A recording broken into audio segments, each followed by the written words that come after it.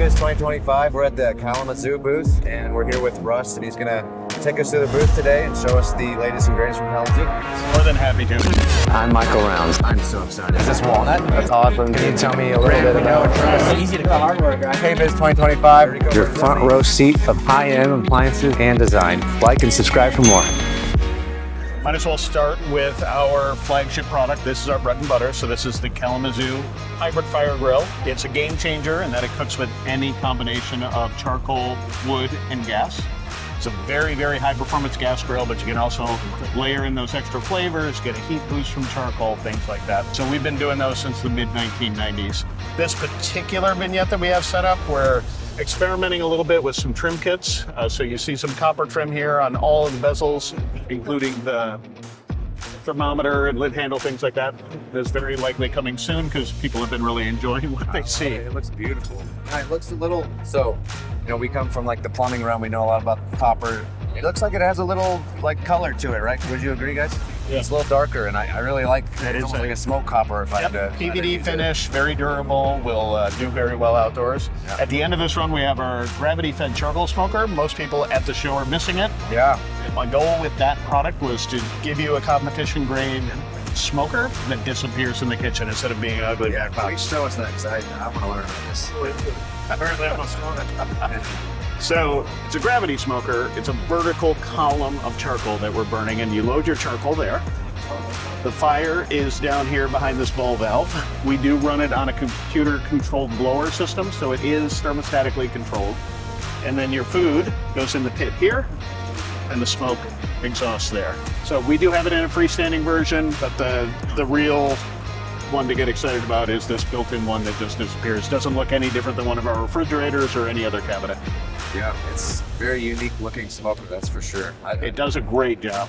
I've heard, yeah. I've sold one in my career, and that customer is very, very happy with it. And you can run it almost indefinitely because you can load more charcoal as it burns. You don't have to disturb the food or move anything at all. So my brisket takes 24 hours in here, and it's a breeze. Wow. And then on the other side of the wall, we've got our wood-fired Argentinian style grill, our Gaucho.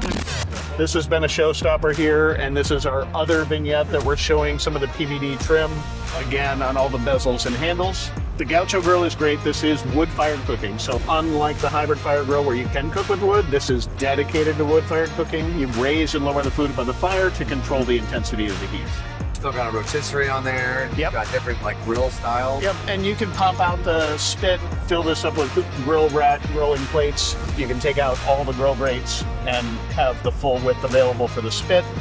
Like the hybrid fire grill, you've got your choice of meat, fish, veggie, plancha surfaces like a griddle, the Argentinian style V-grates if you're a traditionalist, very configurable. Okay. Now how much weight will this sucker handle? Well, so it's actually driven by an Acme screw mechanism, which is why we don't have a ratchet or a handle you have to release. It's simply spin one way to go up, spin the other way to go down. That Acme screw mechanism is rated to 6,000 pounds. 6,000 So you can't put too much food on it. If I could throw Landon on here, no problem. So it's a little overbuilt, but that's how we do things. Is the finish, the cream white color, is that a new color, or have you had that? We've had that for at least a year now. So we have, that's our linen white color. Arcadia is available in 10 different finishes, including the Ipe wood, which is on the other side of there. The Ipe wood is the most popular finish, but this is powder-coated stainless steel. Yeah, it almost looks like leather when you kind of walk up to it. Yeah, it's a special wrinkle type finish, and it's got just a little bit of sparkle in it. All the colors do, and they're all the same texture. Yeah, very, very luxurious. And so this is, we got cabinetry on this one. Yep, so this is Arcadia. The one we were looking at is what we call Signature. This is more Signature, some refrigeration, just some storage. That's our countertop pizza oven. Yep. So Kalamazoo actually invented the category of countertop pizza ovens back in 2006. Kalamazoo did? Yeah, okay. We did. We were the first countertop pizza oven out there. Now there are a dime a dozen. Right now. Yes, yeah. It'll cook a pizza in about 2.5 minutes. It is gas fired. The real nice thing about it is it's a 2-burner system. So you have independent control over the temperature you're getting from above and the temperature you're getting from below. So you can balance it to different styles of pizza or even different foods. Our culinary experience manager is always making crazy stuff in here. She's doing breads, she's doing muffins, she's doing all kinds of stuff. Like an outdoor oven at that point. Yes, Just, yep. Yeah, do anything in there. And then if you want to take a look on the other side, actually we could swing by the Shokunin here. This thing, yeah, I'm excited to see. This thing looks absolutely incredible. And I'm new. I know you're like a barbecue champion, but I'm kind of new to the Kamado world. I've been doing it for about 1.5 years, almost 2 years now, and I love it. But this is very unique. So this is Kalamazoo's take on a Kamado style cooker. Okay. We've taken all the best characteristics that make a Kamado cooker a joy to cook on, and we've amplified them. So Kamado style cookers are traditionally ceramic. The good thing about that is it's got some insulating characteristics, right? So you can be a little more efficient with your fire. It also makes it easier to hold a steady temp because you're a little bit insulated. The other characteristic is they're typically taller. So like if you think about the difference between a Weber kettle and a Big Green Egg, Big Green Egg is a lot taller. That makes it better for smoking because you can get the fire further away from your food. Right, okay. So we have dialed up the insulating characteristics with 2 full inches of insulation throughout the lid and body. So this thing is super efficient. And we've dialed up the height, or amplified the height. We're almost 50% deeper vertically than a Big Green Egg size large. Then what we've done is we've given you 3 separate levels at which you can build your fire.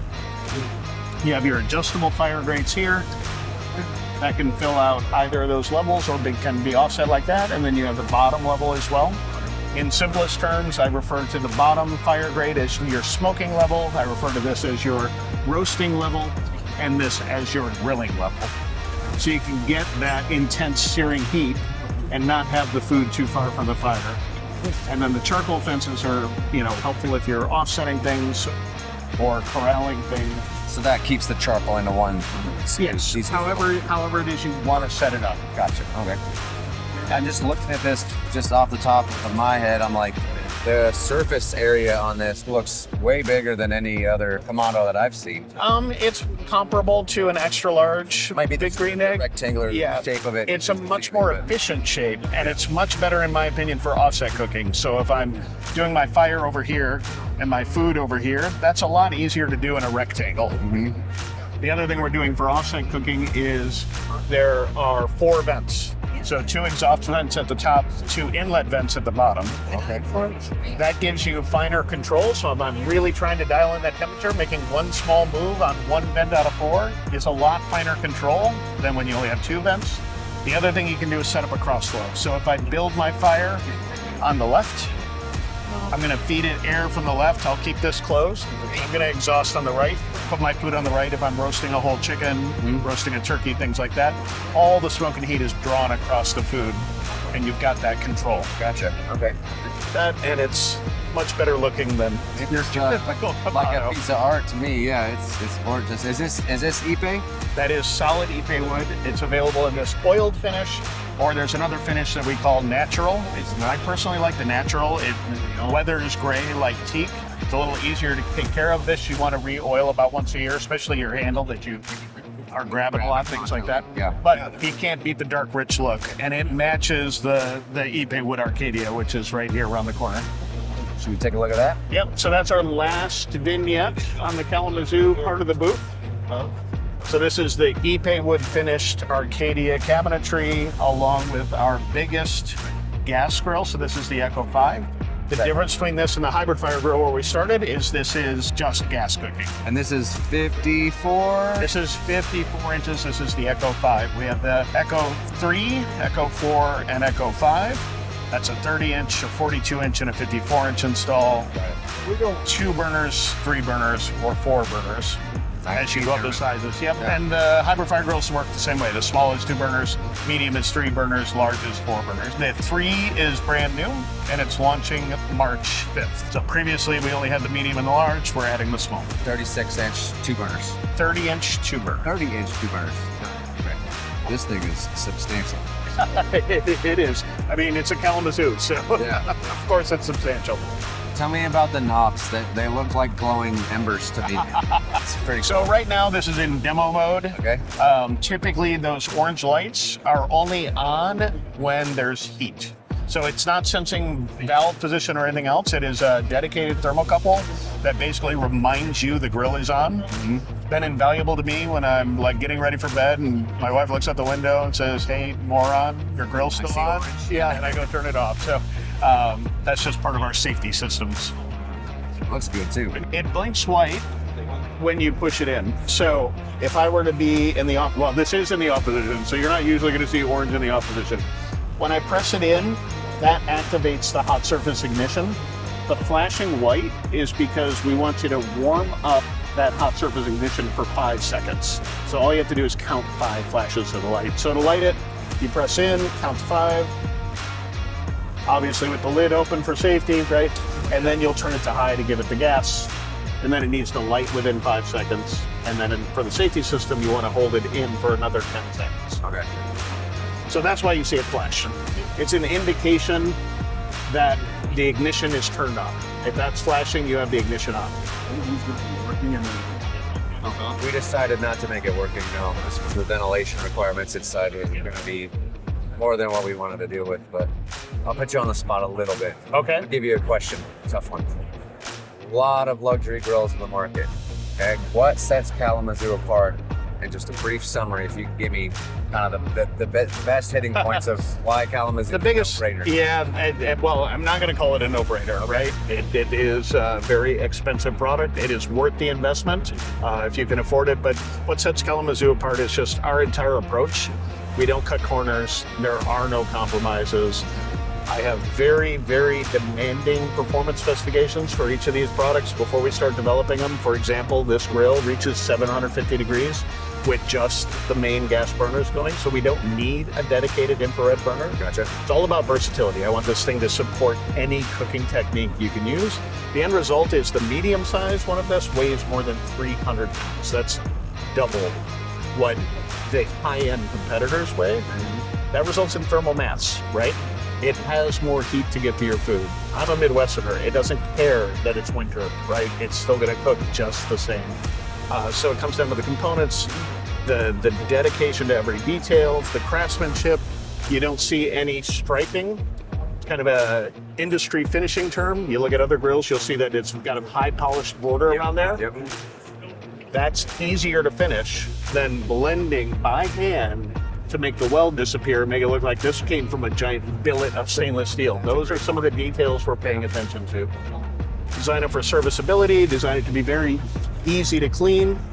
So instead of one big drip pan, we have a separate funnel under each cooking zone to a separate, easy to handle drip pan. Dishwasher safe, I imagine. Pop them in the dishwasher. You can, yes. You know, and that's our entry-level gas product that we're talking about, the Kalamazoo difference. Right. The hybrid fire grill is a whole different ballgame, right? You guys, yeah, you're one of the few that actually offers a hybrid grill. Yeah. You know? Doing it all in one chamber is, your materials better be good and your design better be smart for how it's all laid out. And they take us forever to build, and we build them to order. We ship directly to homes all over the world. Yeah, and I think so. We got our display, and there was a little tag on it, signatures on there. Yep, the team that builds them signs every grill. So you know who built it. Yes. Sure, they're proud of each and every one that goes out because of that. There was a time when I could tell which of our welders actually welded the part on the grill. Oh, yeah. I can't anymore, but there was a time I could say that was Misty who did that one. That was Virasay who did that one. Because we have a few welds, they're kind of hard to see, but they don't get finished because they're inside corners. So the weld bead is left, and it's almost like a signature. Oh, that's funny. But as we've grown, I can't tell you which welder it is anymore. It's a good thing, right? Yeah, it is a good thing. Well, thank you, Russ. Did we get all the new I think we've touched on everything. Yeah. Cool. I appreciate it. I appreciate you Thank you much. popping on a mic last minute here with us. No problem.